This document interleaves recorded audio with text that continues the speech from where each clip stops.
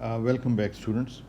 अच्छा, जो पिछली दफ़ा हमारा क्वेश्चन आंसर डिस्कशन सेशन था उसमें इस डायग्राम के हवाले से भी क्वेश्चन था, तो मैंने कहा कि इन्फिनिट पोटेंशियल वेल वाले प्रॉब्लम को कंटिन्यू करने से पहले इस को भी हम एक नज़र देख लेते हैं।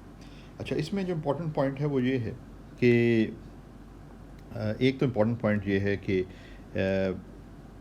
ये जो आपको प्रोफाइल नज़र आ रही है ना, ये जो रेड से मैं इसको फॉलो कर रहा हूँ, इतनी अच्छी तरह नहीं फॉलो कर रहा क्योंकि मेरा एंगल इस तरह का बना हुआ है जिसमें ये इतना क्लियर नहीं है, मगर ये जो रेड से आप इसको फॉलो कर रहा हूँ, ये ब्लैक कर्व जो है, ये जो कर्व है ये बेसिकली पोटेंशियल एनर्जी को रिप्रेजेंट करता है, यानी कि V of x one dimension में है ना। तो ये जो मैंने रेड से इसको हाईलाइट किया है ना, वो पोटेंशियल एनर्जी कर्व है। मतलब ये है कि it's a potential energy but it's a function of x one dimension में। अच्छा, अब इसमें एक दो चीज़ें इंपॉर्टेंट हैं, वो ये है कि एक तो ये है कि यहाँ पे कुछ मिनीमा है, यानी ये देख लें ये मिनीमा है, तो ये मिनीमा जो है या ये वाला भी मिनीमा लोकल मिनीमास कहलाते हैं, कि जहाँ पे पोटेंशियल एनर्जी जो है किसी ख़ास एक्स पॉइंट पर, इस पॉइंट पर और इस पॉइंट पर ये मिनिमम वैल्यू ले लेती है। ये एक लोकल मिनिमम है। आपका एक ग्लोबल मिनी सबसे कम मिनिमम रीजन कौन सा है, तो वो ये वाला बन जाएगा, ये वाला पोटेंशियल वेल। लेकिन ये भी एक और मिनिमम भी है अगर ओवरऑल कंपेयर किया जाए। सबसे कम उसे ग्लोबल मिनिमम कहते हैं, बाकी मिनिमा जो नज़र आ रहे हैं वो लोकल मिनिमा कहलाते हैं।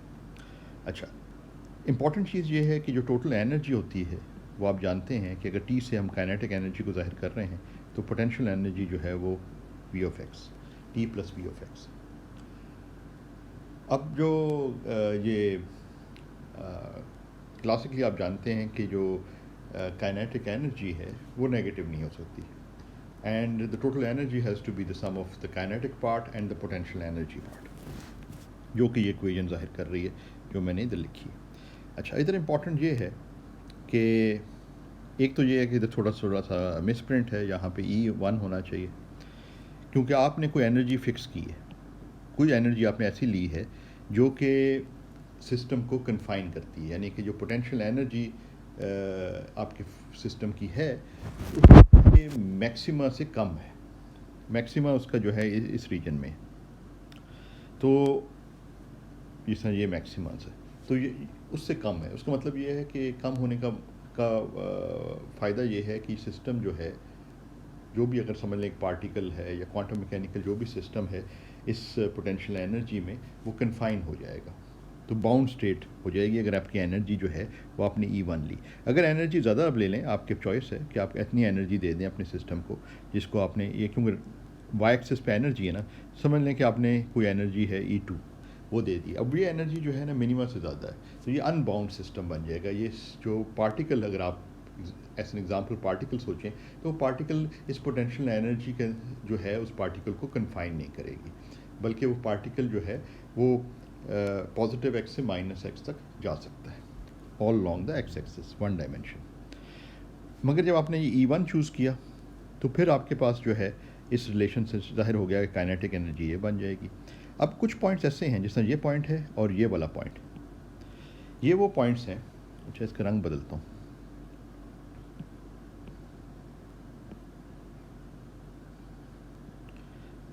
कुछ पॉइंट्स ऐसे हैं जहाँ पे ये जो पॉइंट है और इस पॉइंट पे अगर आप गौर करें तो इस पॉइंट पे जो आपके पास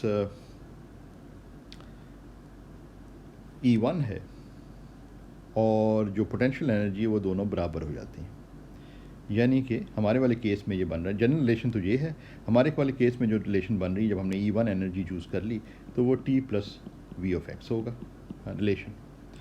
अब कुछ पॉइंट्स ऐसे हैं, कुछ एक्स वैल्यूज़ ऐसी हैं, क्योंकि ये पोटेंशियल एनर्जी एक्स के साथ वेरी कर रही है, तो कुछ वैल्यूज़ एक्स की हो सकती हैं जहाँ पोटेंशियल एनर्जी और टोटल एनर्जी बराबर हो जाए। जहाँ वो बराबर हो जाएंगी वहाँ पे क्या होगा कि टी जो है वो ज़ीरो हो जाएगा उन पॉइंट्स पर, यानी काइनेटिक एनर्जी ज़ीरो हो जाएगी। इनको फिर हम जो है ना क्लासिकल टर्निंग पॉइंट्स कहते हैं। जिस तरह हार्मोनिक ऑसिलेटर है ना, स्प्रिंग के साथ आपने मैस को अटैच किया हुआ है, तो क्लासिकली अगर आप उसकी मोशन देख रहे हैं तो जो एंड पॉइंट्स हैं जहाँ पर वो स्ट्रेच होकर स्प्रिंग मैस जो है जितना दूर जाता है वो एक ख़ास पॉइंट पर जाकर जब मैक्सिमम जो उसकी डिस्प्लेसमेंट हो जाती है from the centre of oscillation, वहाँ पे उसकी जो वेलोसिटी है वो ज़ीरो हो जाती है, यानी काइनेटिक एनर्जी ज़ीरो हो जाती है। बिल्कुल वही वाला केस इधर भी है।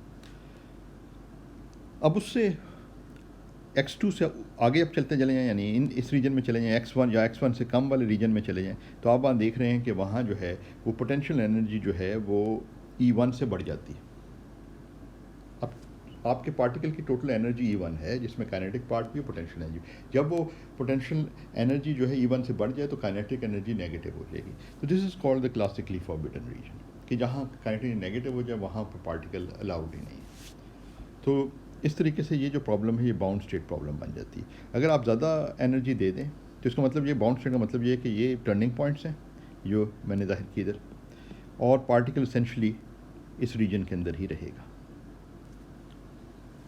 इस रीजन से मुराद है ये पूरा रीजन, इसके अंदर ही कन्फाइन हो जाएगा पार्टिकल, ठीक है ना। ये जो x2 माइनस x1 वाला रीजन है ना, उसके अंदर पार्टिकल जो है वो कन्फाइन हो जाएगा। तो ये बाउंड स्टेट प्रॉब्लम बन जाती है। और ये लोकल मिनिमा बड़े इंपॉर्टेंट हैं, बिकॉज हम बाद में देखेंगे कि ये इनको मॉडल किया जा सकता है एज पैराबोलिक पोटेंशियल्स। पैराबोला बन रहे हैं ना इधर, इनको अगर आप देखें तो ये हार्मोनिक ऑसिलेटर टाइप पोटेंशियल्स इनके लिए हम इस्तेमाल कर सकते हैं, मगर वो बाद की बात।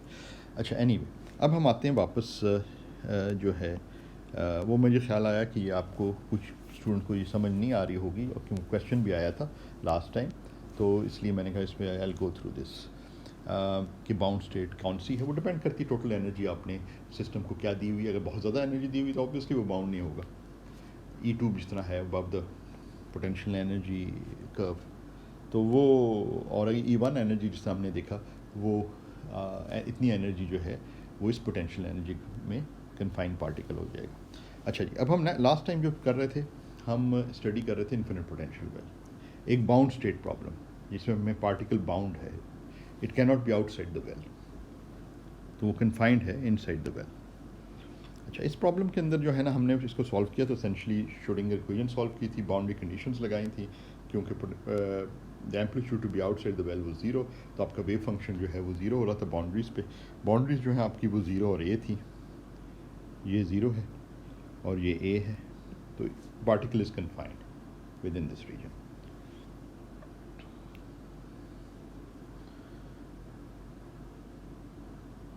और क्योंकि इसमें तो आप देख रहे हैं ना कि इस रीजन के अंदर पोटेंशियल एनर्जी क्योंकि इन्फिनिट हो रही है, तो there is no possibility of the particle escaping.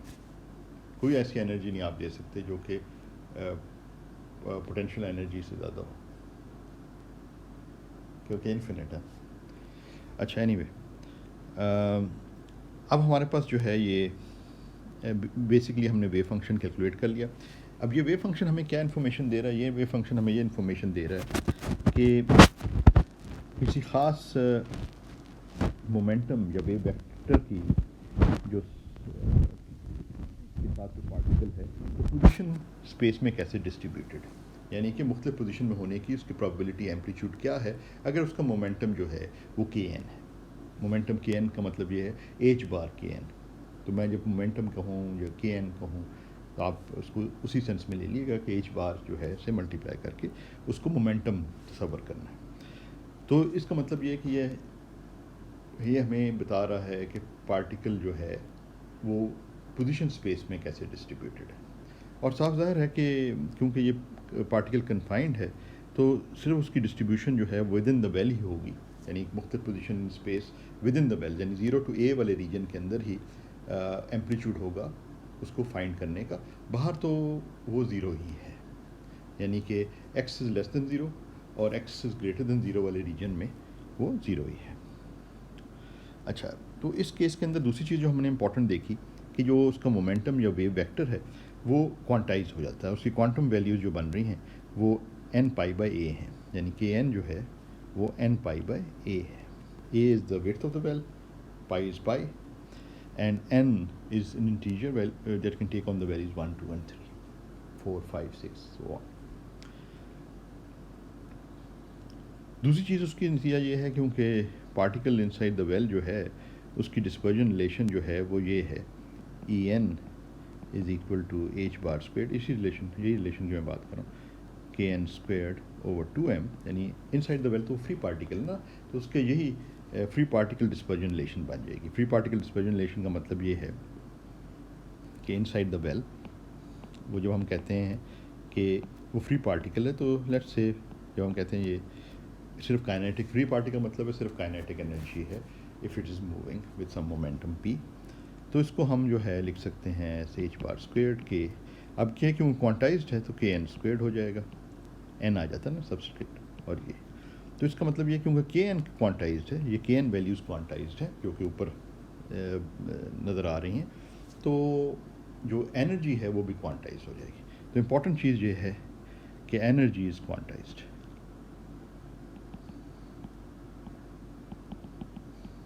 और ये स्केल करती है एस एन स्क्वेयर, यानी कि एन स्क्वेयर के लिहाज से तब्दील होती है। एन की डिफरेंट वैल्यू देंगे तो एन स्क्वेयर टाइम्स वो बढ़ती चली जाएगी। ये सारे तो कांस्टेंट हैं, इनको आमतौर पे E1 ले लिया जाता है।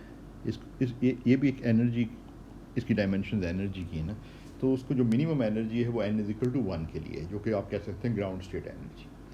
तो बाकी जितनी भी स्टेट्स हैं ना, उनको फिर की एनर्जी को हम रिप्रेजेंट कर सकते हैं एस En, जो एनर्जीज़ हैं वो n स्क्वेयर्ड E1 कह सकते हैं उसको।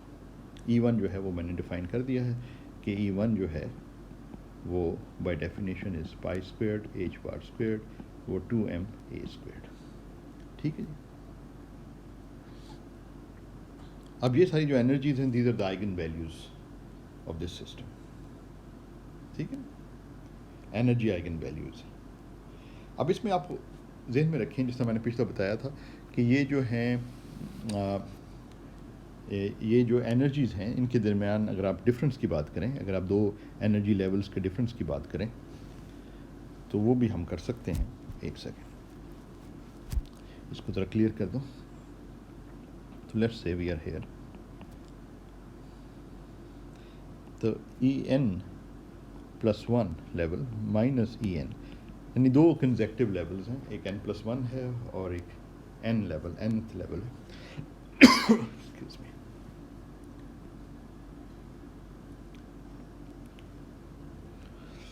और ये दोनों लेवल्स हैं। तो इन दोनों के दरमियान अगर स्पेसिंग की हम बात करें तो स्पेसिंग जो है इट गोज़ एज 2n+1, यानी En+1 आप इधर डाल देना, किधर गया और रिलेशन, बेसिकली तो इधर ही डाल सकते हैं, या अगर चाहें तो इस जगह डाल दें। En+1 जो होगा वो n+1 डाल दें इधर, वहाँ से जब हम मालूम करेंगे तो ये आ जाएगा pi squared h bar squared over 2m a squared. दूसरे लफ्ज़ों में ये है 2n+1, ये सारा कुछ जो इधर ये आ रहा है ये E1 के बराबर है। ठीक है,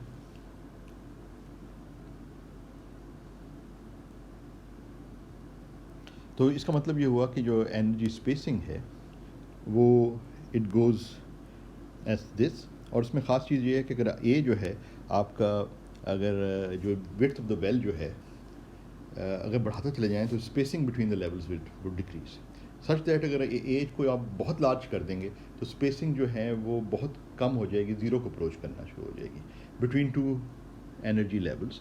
और फिर आप कंसिडर ये कर सकते हैं कि वो लेवल्स कंटिन्यूस हैं, तो वो आपको एसेंशियली क्लासिकल बिहेवियर नज़र आनी शुरू हो जाएगी, यानी क्वांटाइजेशन ऑफ द लेवल जो थी, जो क्वांटाइज लेवल थी, वो चीज़ नज़र नहीं आएगी। तो अगर विड्थ ऑफ द वेल को बहुत लार्ज करने, इसका मतलब ये है कि वो आप समझ लेंगे पार्टिकल फ्री ही हो गया है, तो it can go anywhere from -∞ to +∞। तो आप फिर ये उस केस में ये हो जाएगा कि आपके जो एनर्जी आइगन वैल्यूज़ हैं वो कंटिन्यूस हो जाएंगी। वो यहाँ से नज़र भी आ रहा है क्योंकि 1/a²। ठीक है, एक तो ये इंटरेस्टिंग और इम्पॉर्टेंट चीज़ है।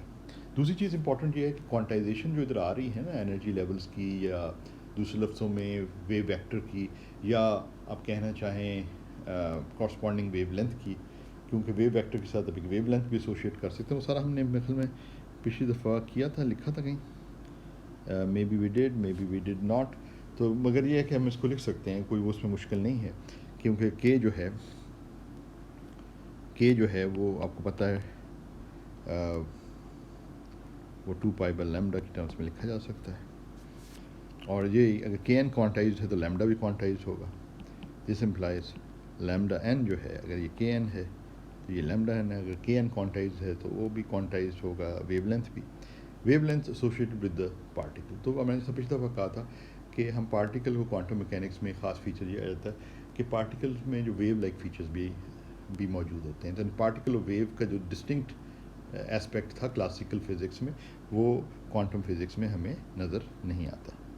तो ये जो है इसको हम लिख सकते हैं 2π/a/n लैम्डा। यहाँ मैंने के एन की जगह ये सब्स्टिट्यूट कर दिया। तो आप ये देख रहे हैं कि जो आपके जो वेवलेंथ एसोसिएटेड है वो इट गोज़ एज 2π/n, ठीक है।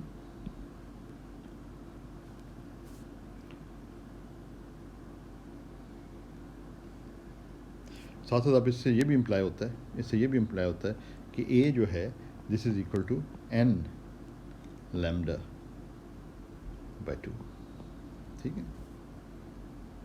तो इसका मतलब ये है कि वेल के अंदर इंटीजर नंबर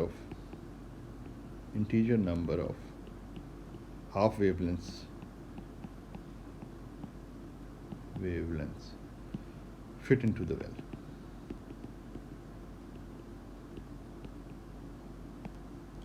ठीक है।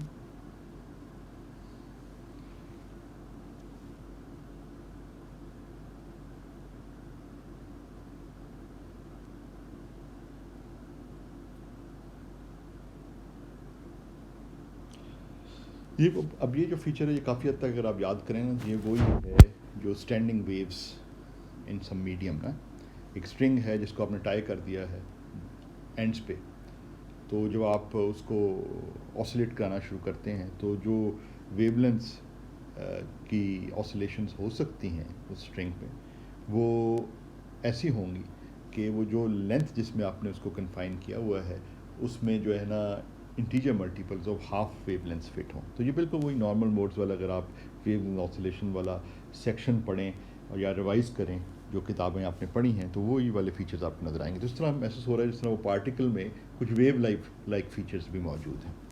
और यस और दूसरी चीज़ इसमें ये है कि अगर हम इस वेव फंक्शन को देखें तो इसमें एक ये अननोन है कोफिशिएंट ए, तो जिसको हम फिक्स कर सकते हैं बाय नॉर्मलाइजेशन। नॉर्मलाइजेशन पे फिक्स करने का मतलब ये है कि हम बेसिकली ये कह रहे हैं कि फाई एन जो है वो 1 होना चाहिए।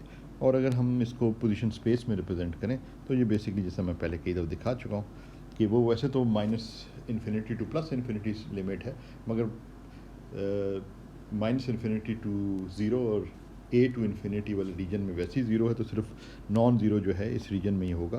तो इसको हम लिख सकते हैं, चलें पहले इसको इस तरह लिखते हैं ताकि आप लोगों को कन्फ्यूजन ना हो। इसको हम लिख सकते हैं phi n x d x, और ये इक्वल टू 1 है, जिसको हम लिखते हैं आमतौर पे 0 to a phi n x absolute square d x equal to 1।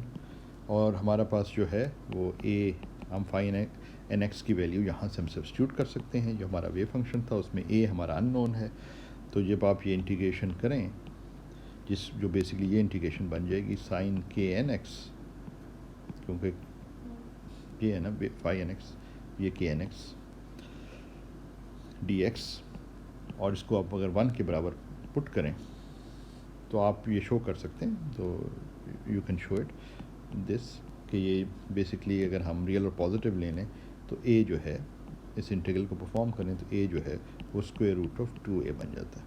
तो इसका मतलब है कि नॉर्मलाइज्ड जो वेव फंक्शन है, नॉर्मलाइज्ड वेव फंक्शन, वो ये फॉर्म ले लेता है phi n x is equal to square root of 2/a sine of k n x, जिसको ये भी लिखा जा सकता है के एन की अगर वैल्यू पुट कर दी जाए तो ये फाई एन एक्स जो है आपका वो बन जाएगा sine n by x over a। तो ये बेसिक आपके पास नॉर्मलाइज्ड वेव फंक्शन आ गया for a particle in an infinite potential well. तो ये बहुत ही इम्पोर्टेंट रिज़ल्ट है ये, ठीक है ना। सॉरी, इधर साइन स्क्वायर होना चाहिए, ठीक है। और आगे अगर आपने ये साबित करना है तो हाफ एंगल फार्मूला वगैरह इस्तेमाल करके आप इसको साबित कर सकते हैं। बहुत सिंपल है, यानी कॉस की फॉर्म में इसको लिख सकते हैं हाफ एंगल फार्मूला। तो आपके पास दो इंटीग्रल्स आ जाएंगे, एक कॉस वाला और एक वो है। कॉस वाला आपको मेथड में ज़ीरो दे देगा, हाँ कॉस वाला ज़ीरो दे देगा, और बाकी जो है प्लस ही आ जाए। एनीवे वो सिंपल सी बात। अच्छा जी, अब इसको अगर हम तो दो तीन चीज़ें अगर हम देखें तो let's look at few things. एक तो ये है कि जब एनर्जी को हम कह रहे हैं E1 की टर्म्स में, तो एनर्जी की स्पेसिंग इस तरह से है, ठीक है ना।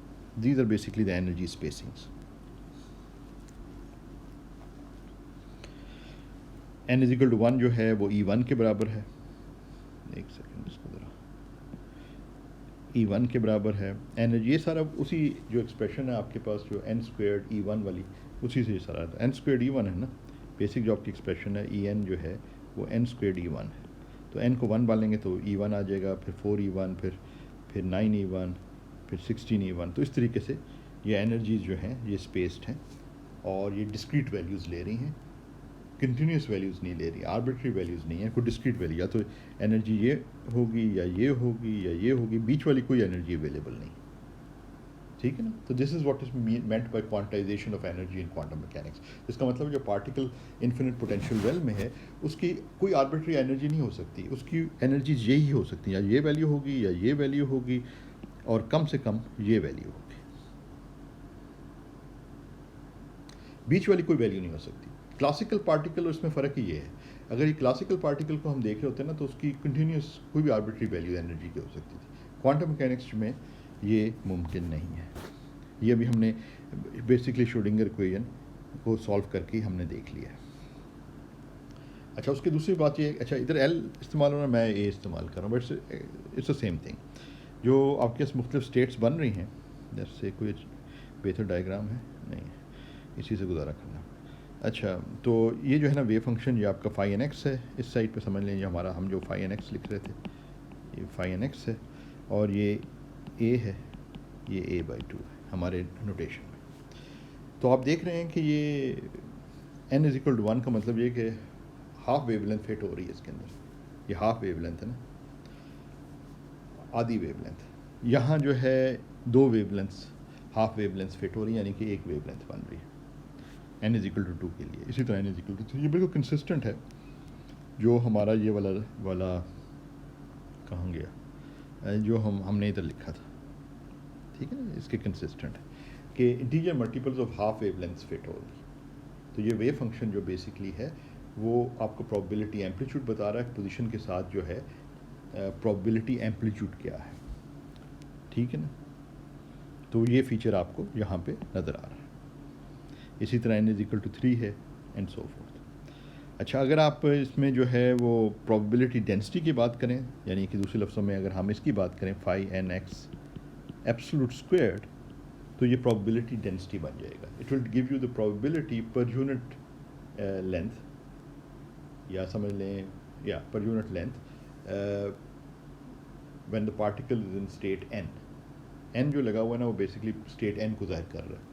n is equal to 1 state हो सकती है, n is equal to 1 state में जो आपका वेव वेक्टर है वो k1 होगा, n इज इक्वल टू में k2 होगा, या एनर्जी की टर्म्स में भी इसको एक्सप्रेस किया जा सकता है, एनर्जी E1 होगी, n is equal to 1 state में एनर्जी E2 होगी, n is equal to 2 state में जो तो n लेवल आपको कोर्स एनर्जी इंटरचेंजेबल है ना, ये क्वांटिटीज़ एनर्जी और वेव वेक्टर्स वगैरह, तो उनकी टर्म्स में आप ये n की टर्म्स में आप लेबल कर सकते हैं मुख्तलिफ स्टेट्स को। और ये भी एग्जांपल है क्वांटम नंबर की, इसे कहते हैं क्वांटम नंबर, क्योंकि क्वांटाइजेशन को ज़ाहिर करता है। It is representing quantization of the wavelengths, quantization of the wave vectors, quantization of the energy, which is called a quantum number. n is a quantum number. अच्छा, अगर प्रोबेबिलिटी डेंसिटी की बात करें तो ऑब्वियसली प्रोबेबिलिटी डेंसिटी जो है it has to be positive, तो absolute square जब करेंगे तो पॉजिटिव क्वांटिटी आएगी। तो n is equal to 1 state की प्रोबेबिलिटी डेंसिटी ये है, n is equal to 2 state की ये है, n is equal to 3 state की ये है, ये n is equal to 3 state की है, ये n is equal to 2 state की है, n is equal to 1 state की। इसमें फाई समझ लें आप लिखा हुआ है वाई एक्सिस पर, और एक्स एक्सिस में जहाँ l नज़र आ रहा है उसको a समझ लें, बाकी सब कुछ वैसे का वैसे।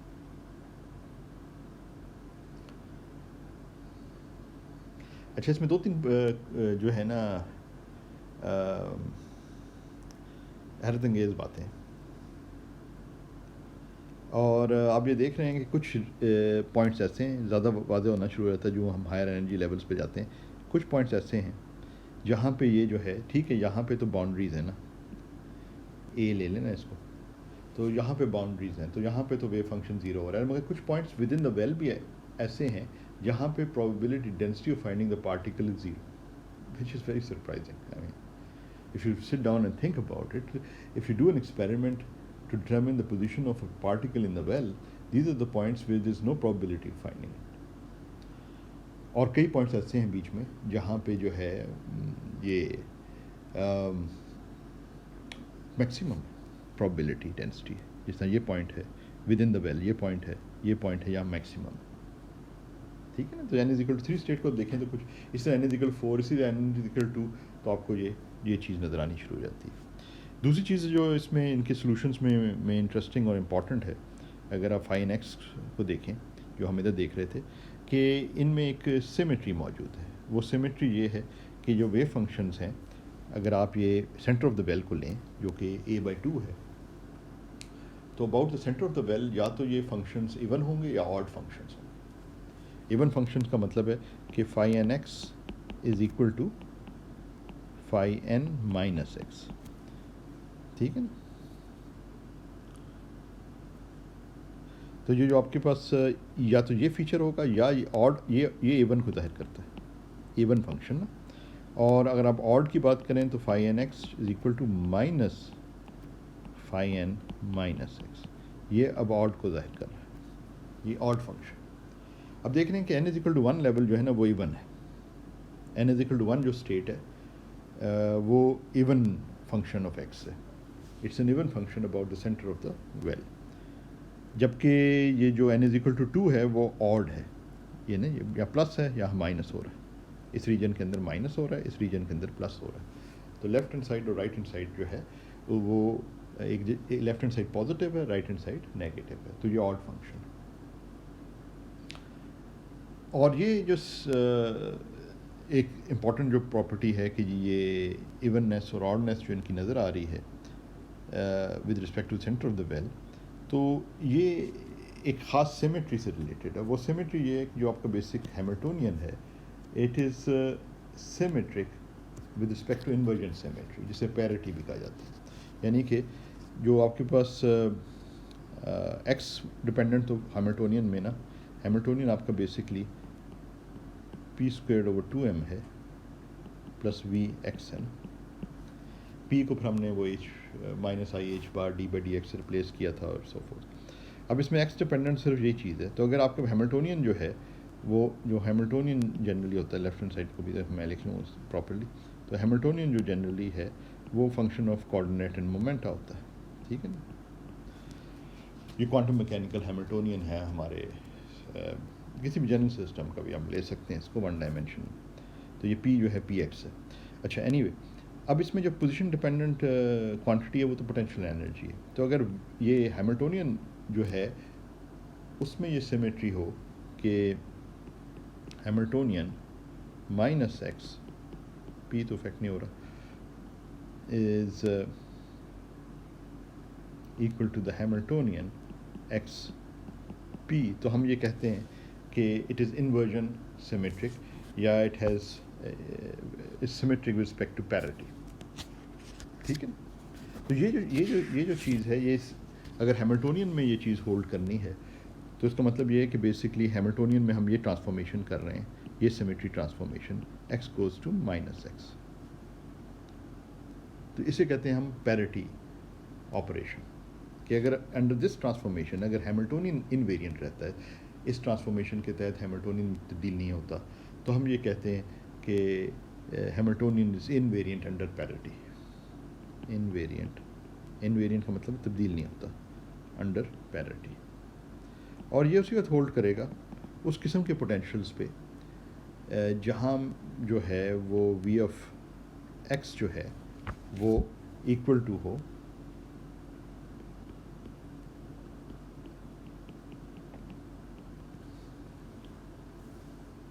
ठीक है ना। तो अगर ये सिमेट्री पोटेंशियल एनर्जी फंक्शन में है तो वो रिफ्लेक्ट हैमिल्टोनियन में भी होगी। तो ये सिमेट्रिक जो है ना पोटेंशियल एनर्जी फंक्शंस के लिए होल्ड करती है। और हमारा जो पोटेंशियल एनर्जी फंक्शन है वो अगर आप याद करें तो उसमें ये सिमेट्री मौजूद है, क्योंकि हमारा जो पोटेंशियल है about the centre of the well it is symmetric, is zero through out the well. So it is symmetric. जो वैल्यू उसकी प्लस एक्स में है रिलेटिव टू, प्लस एक्स से मुराद ये है इस रीजन में जो है with respect to centre of the well, centre of the well जो है ना A/2 पे, और इस रीजन में दोनों में सेम वैल्यू पोटेंशियल एनर्जी की है। हर एक्स पॉइंट पर ग्रेटर देन A/2 को कंपेयर करें equivalent point less than A/2, तो दोनों में पोटेंशियल एनर्जी की सेम वैल्यू आ जाती है। वो एक्चुअली आइडेंटिकली ज़ीरो है, वो ज़ीरो वैल्यू। तो इसलिए ये है सिमेट्री मौजूद है, जिसको कहते हैं इनवेरिएंट अंडर पैरिटी। तो हर वो पोटेंशियल एनर्जी फंक्शन जिसमें ये सिमेट्री मौजूद होगी वहाँ पे जो आपके ये सिमेट्री जो है ना आपके आइगन फंक्शंस में भी रिफ्लेक्ट होगी।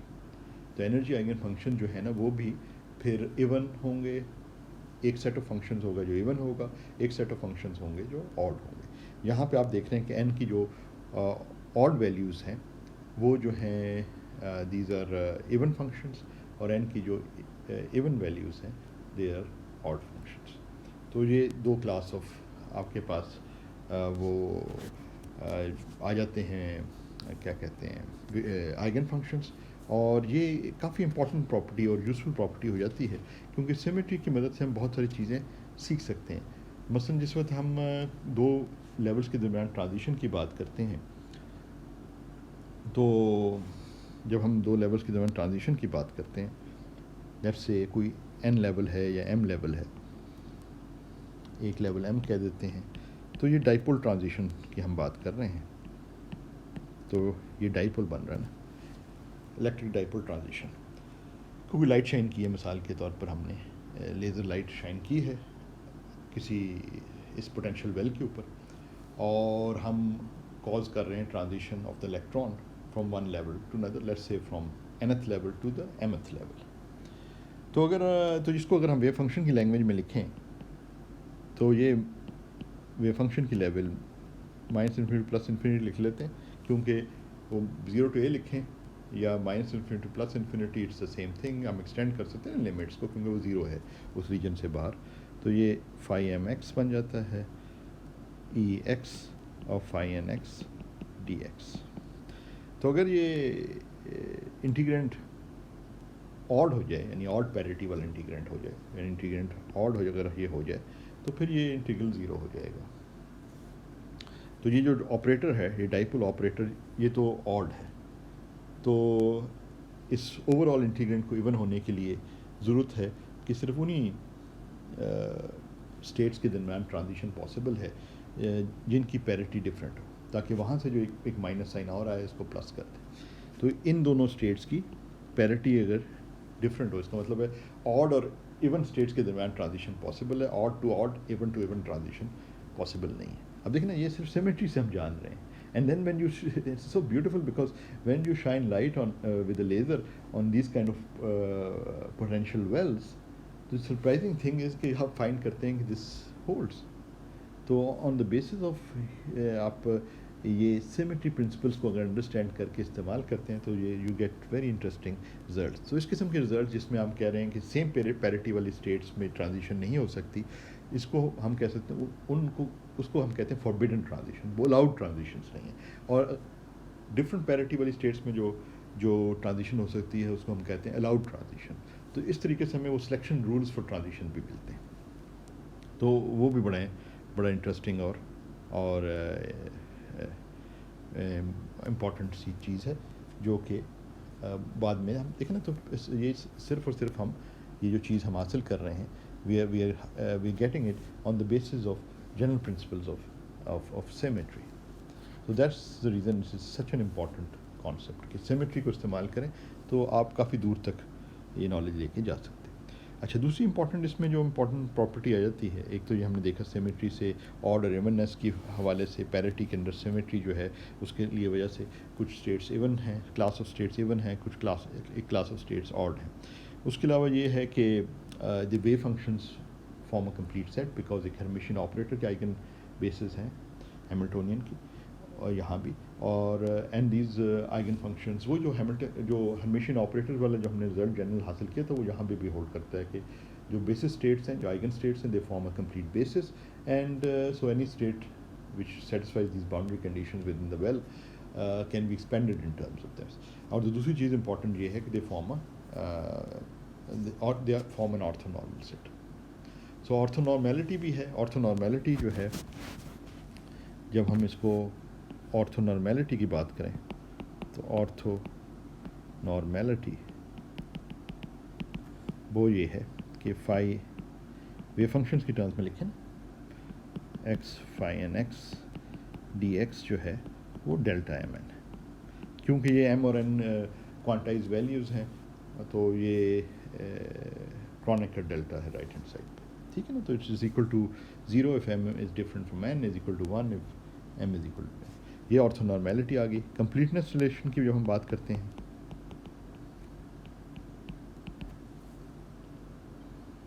ये वही आपके पास है ना फाई m फाई n, जिस डिराक नोटेशन में जब लिखते थे, ये है. अब इसको अगर पोजीशन रिप्रेजेंटेशन, जो मैंने पिछली दफ़ा आपको सिखाया था लेक्चर में कि पोजीशन रिप्रेजेंटेशन में कैसे लिखते हैं, अगर डिराक नोटेशन में आपके पास जनरल कैट्स की फॉर्म में और जनरल इनर प्रोडक्ट्स की फॉर्म में आपके पास रिजल्ट है, तो उसको पोजीशन रिप्रेजेंटेशन में कैसे लिखा जाता है, तो वो सारा कुछ इधर आ जाता है. अच्छा, कंप्लीटनेस रिलेशन ये है कि अगर आप कोई भी वेव फंक्शन हो जिस जो that obeys the same boundary conditions, उसको हम जो है ना एक्सपेंड कर सकते हैं साई एक्स को जो है ना in terms of these energy eigen states, यानी कि कोफिशिएंट सी एन लगा देते हैं, ये फाई एन एक्स आ जाता है.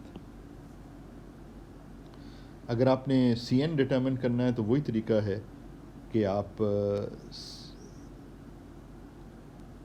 इस केस में चलें, अगर एक्सप्लिसिटली लिखें तो ये भी लिख सकते हैं n is equal to 1 to infinity c n, और ये स्क्वायर रूट ऑफ 2a बाहर लगा देते हैं, और ये sine n pi x over a, ये यही है रिजल्ट, यहाँ से हमने इधर लगा दी. ठीक, तो दैट्स क्लियर. तो आप कोई वेव फंक्शन हो जो कि यही बाउंड्री कंडीशन सेटिस्फाई कर रहा है, यानी कि wave function for particle in an infinite potential well, उसको आप एक्सपेंड कर सकते हैं in the eigen basis, energy eigen basis. तो ये बेसिक एक्सपेंशन जो है, ये expansion in a Fourier series ही है, तो इसे फोरियर सीरीज़ एक्सपेंशन भी आप कह सकते हैं. तो you can expand a general function in terms of a Fourier series, because sine function इधर आ रहे हैं ना, सम कर रहे हैं उन पर, एक्सपेंशन है. ठीक है. कोफिशिएंट्स अगर आपने मालूम करने हैं तो वही तरीका है कि कोफिशिएंट्स अगर आपने मालूम करने हैं तो you what you can do is you do inner product, जिस तरह हम पहले भी एक दफ़ा कर चुके हैं कि फाई एम कोई के साथ आप इनर प्रोडक्ट लेने साई एक्स डी एक्स का. तो जब इनर प्रोडक्ट लेते हैं तो पोजीशन रिप्रेजेंटेशन में, इंटीग्रेशन में उसको रिप्रेजेंट कर सकते हैं. ये मैं पहले जिक्र कर चुका हूँ, इसे दोबारा नहीं करता. और इस आपके पास जो राइट हैंड साइड है वो, उसमें आपके पास ये c n phi n x d x आ जाएगा. ठीक है. अब आप इसको लिख सकते हैं एन, ये समेशन तो बाहर लिख सकते हैं, सी एन है, ये आपके पास फाई एम स्टार एक्स आ गया, फाई एन एक्स आ गया, डी एक्स आ गया. यहाँ पर आप ऑर्थोनॉर्मेलिटी का इस्तेमाल कर सकते हैं ऑफ दिस आइगन बेसिस, और उसके बेसिस पे आप ये सी एम डिटर्मिन कर सकते हैं.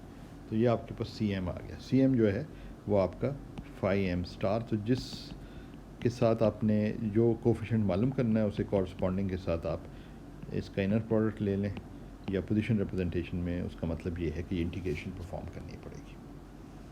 ठीक, सिंपल है ना.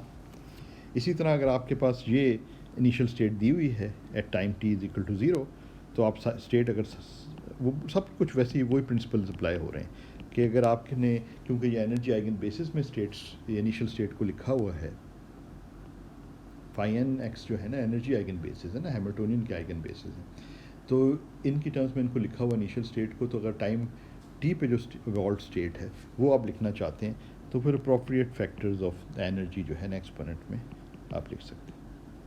तो ये सी एन है, फाई एन की जगह मैं डाल देता हूँ 2/a sine n pi x over a है, और ये एक्सपोनेंशियल में i का फैक्टर आ जाएगा और ई एन टी आ जाएगा। ई एन टी जो है वो है n squared pi squared h bar squared 2m a squared. अब एक्सप्रेशन सब कुछ लिख दिया, वरना इसको n स्क्वेयर्ड E1 भी लिख सकते हैं और सो फोर्थ। तो ये बेसिकली आपके पास ये फैक्टर आ गया जो कि एक्सपोनेंशियल इस केस के अंदर वो है ई एन टी। तो समेशन में आ रहा है ना ये, तो मुख्तलिफ स्टेट्स की कंट्रीब्यूट करेगी, E1 E2 E3 एक्सपोनेंट्स में आ सकता है। बिल्कुल वही चीज़ है जो कि था। तो ये आपके ये भी हो सकता है कि पार्टिकल जो इनिशियली किसी सिंगल एनर्जी स्टेट में हो तो फिर इसके बाद सिर्फ एक ही टर्म आ जाएगी। ये भी हो सकता है कि लीनियर कॉम्बिनेशन ऑफ स्टेट्स हों, सुपरपोजिशन ऑफ स्टेट्स, तो वो उसी लिहाज से फिर आपको करना पड़ता है। अच्छा, एक क्वेश्चन हम अपने सामने अगर रखें कि let's is are these the phi n of x eigen functions.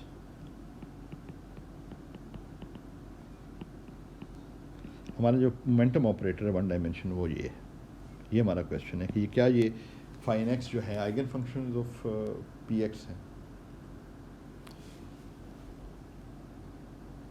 तो लेट्स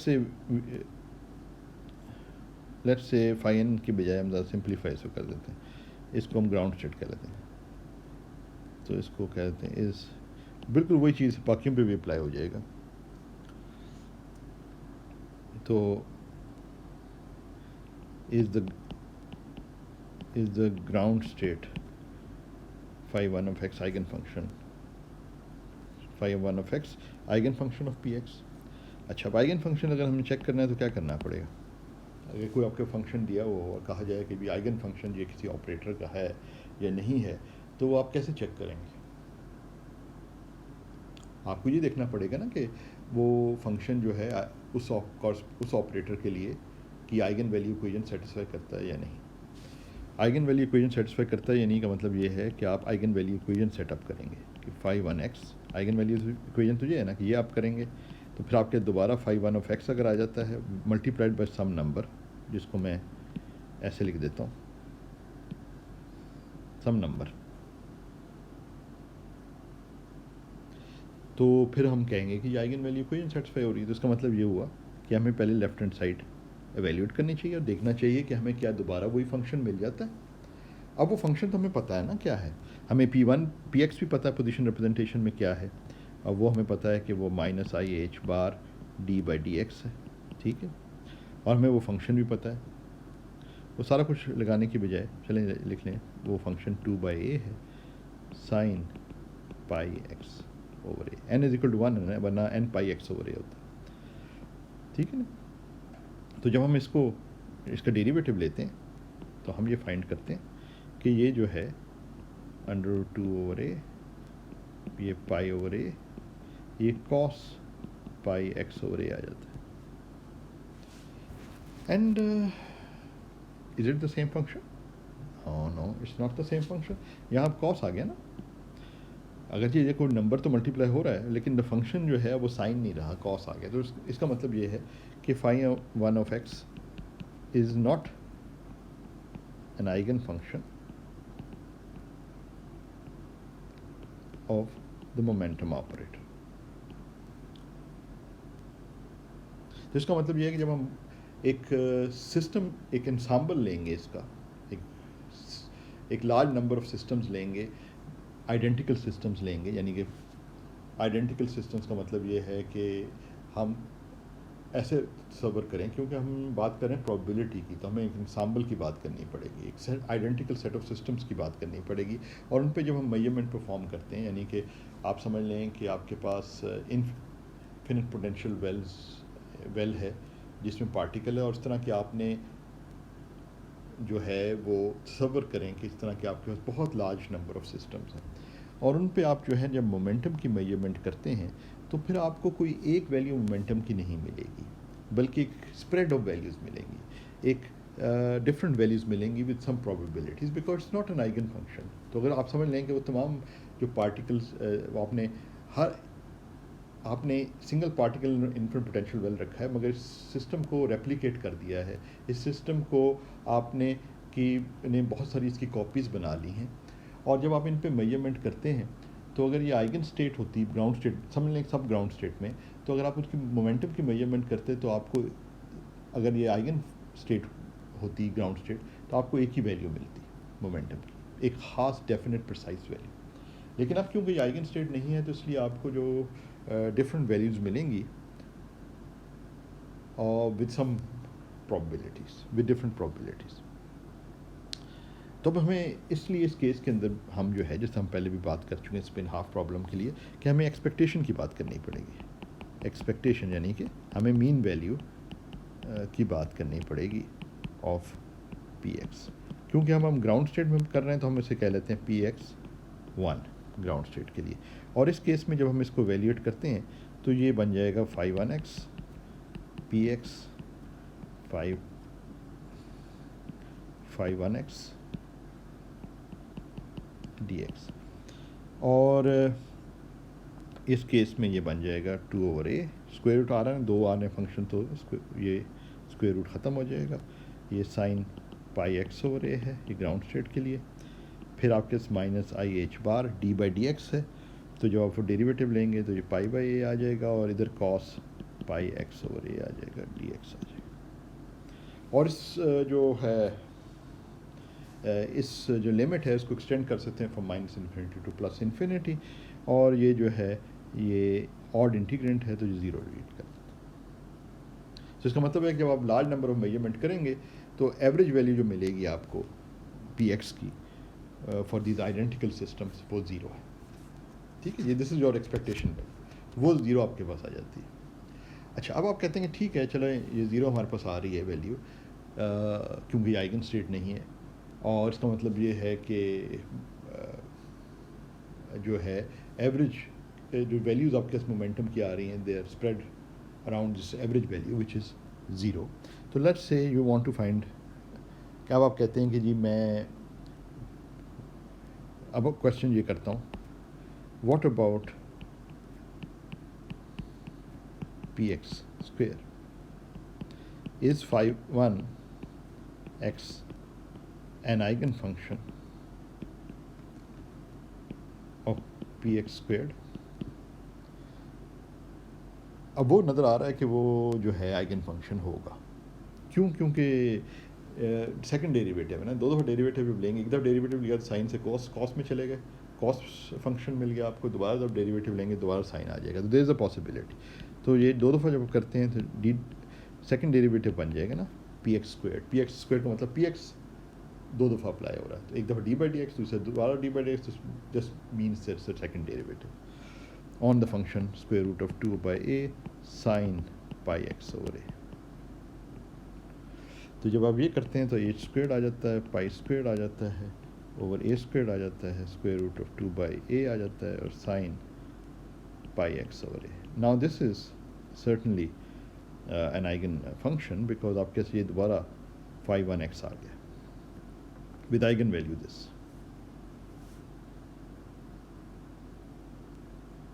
तो इसका मतलब है अगर हम इसी तरह आइडेंटिकल सिस्टम्स लें उनमें पी एक्स स्क्वेयर्ड की जो हम मेजरमेंट करें तो आपको एक प्रिसाइज डेफिनेट वैल्यू मिल जाती है जो कि वैल्यू है पी एक्स स्क्वेयर्ड की इन द स्टेट। मैं इसको ये एक्सपेक्टेशन नहीं है, ये वन मैंने सिर्फ इसलिए लिखा है ब्रैकेट बनाकर कि ये 5 1 स्टेट में आप कर रहे हैं। इसमें एक प्रिसाइज वैल्यू मिल जाती है जो कि है पाई स्क्वेयर्ड ओवर ए स्क्वेयर्ड, जो कि हम लिख सकते हैं ट्वाइस ऑफ एम ई1 जो हमने ऊपर डिफाइन किया था उसकी टर्म्स में। तो इसका मतलब ये कि पी एक्स की जो है वैल्यू इस ग्राउंड स्टेट में वो है plus and minus square root ले लिया ऑफ 2m(e1)। तो ये अजीब सी बात लग रही है कि स्ट्रेंज कि जो एक्सपेक्टेशन वैल्यू है ग्राउंड स्टेट के अंदर पी एक्स की मोमेंटम की वो ज़ीरो है, लेकिन जो पी एक्स की ग्राउंड स्टेट में हम वैल्यू जब लेते हैं not average, this is not average, ये एक्सपेक्टेशन नहीं है, तो वो वैल्यू जो है वो प्लस एंड माइनस 2m(E1) आ जाती है। ये आइगन वैल्यूज़ हैं px की ग्राउंड स्टेट में।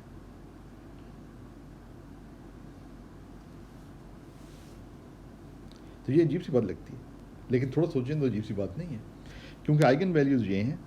तो जब आप मेजरमेंट करेंगे तो इसका मतलब ये है कि यही दो वैल्यूज़ मिलेंगी मेजरमेंट पे, and these values you will obtain these values with equal probability. तो इसलिए जो है एवरेज वैल्यू जो है वो ज़ीरो हो जाएगी।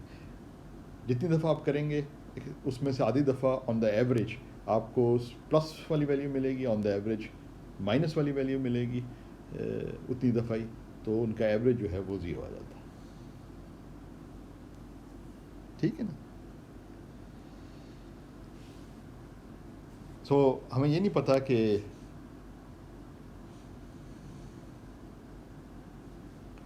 हमें जब हम मेजरमेंट करते हैं तो हमें पहले मेजरमेंट से पहले तो नहीं हमें पता कि प्लस वैल्यू मिलेगी या माइनस वैल्यू, यानी ये प्लस वैल्यू मिलेगी या माइनस वैल्यू मिलेगी। तो हम ये कह सकते हैं कि जो अनसर्टेनिटी है वो ट्वाइस ऑफ अनसर्टेनिटी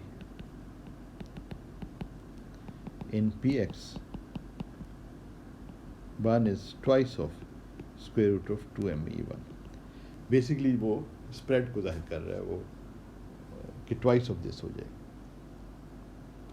साथ साथ हमें पता है कि वो ग्राउंड स्टेट में है सिस्टम और इन्फिनिट पोटेंशियल वेल में है, तो अनसर्टेनिटी जो है, तो हम अगर इसको लिखना चाहें तो ये मुझे लिखना चाहिए, इसको बेहतर था, इसको इस जो अनसर्टेनिटी है इसको मैं लिख सकता हूँ डेल्टा px कह देता हूँ इसको, वो ये है। ठीक है। इसी तरह डेल्टा x जो है is of the order of a। ठीक है ना। तो प्रोडक्ट ऑफ द अनसर्टेनिटीज़ जो है डेल्टा x डेल्टा px जो है वो हो जाएगी, मिनिमम अनसर्टेनिटी ये है, it has to be greater than equal to a into twice of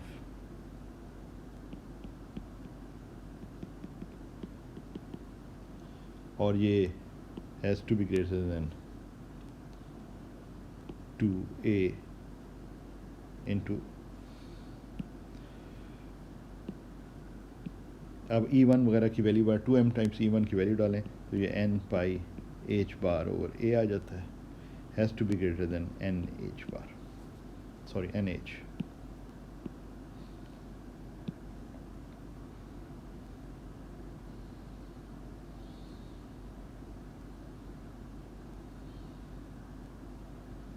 ठीक है, सॉरी, ठीक। सो इसका मतलब है डेल्टा x और डेल्टा px जो प्रोडक्ट ऑफ द अनसर्टेनिटीज़ हैं, they are of the order of h। और ये जो है प्लैंक्स कांस्टेंट है, और ये एसेंशियली हाइजेनबर्ग अनसर्टेनिटी प्रिंसिपल को सेटिस्फाई कर रहा है।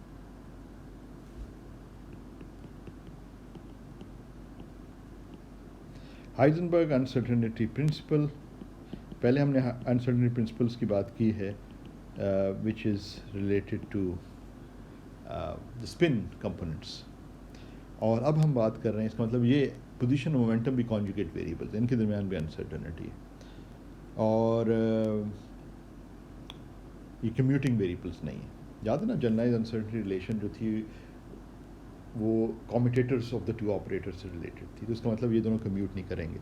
ये हम बाद में इस चीज़ को देख सकते हैं, वैसे तो अभी भी नज़र आ रहा है, क्योंकि x पोजीशन रिप्रेजेंटेटिव x है, वो d/dx है, ये कम्यूट नहीं करते डेरिवेटिव्स, और x जो है किसी फंक्शन f(x) पे अगर आप ऑपरेट करें तो पता ही चल जाता है।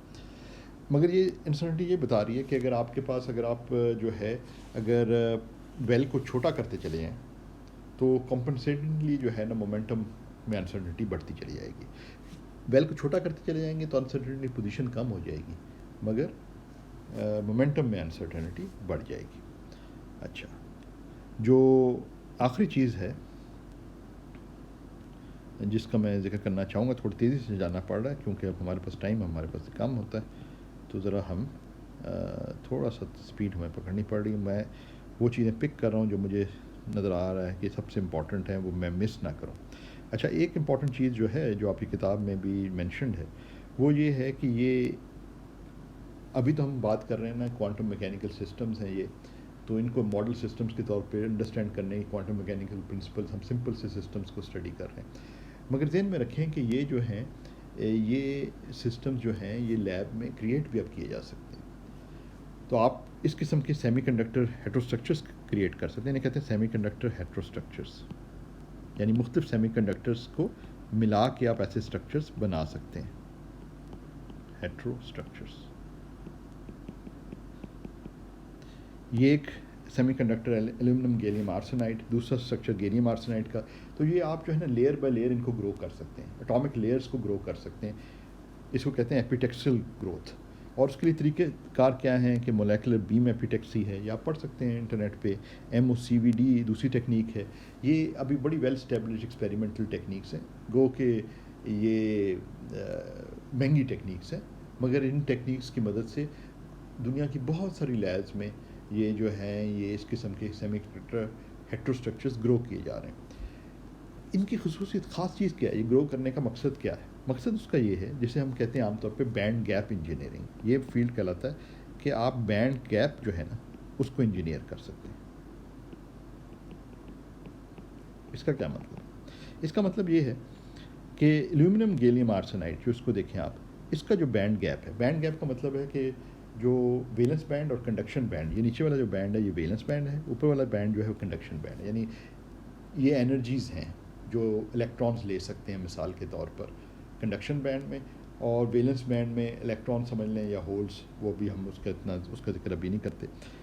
तो ये जो इनके दरमियान डिफरेंस है लेवल्स के दरमियान, कंडक्शन बैंड और वैलेंस बैंड के, तो ये बैंड गैप है। तो एल्यूमिनियम गैलियम आर्सेनाइड का बैंड गैप आप देख रहे हैं कि लार्ज है, और गैलियम आर्सेनाइड का बैंड गैप स्मॉल है।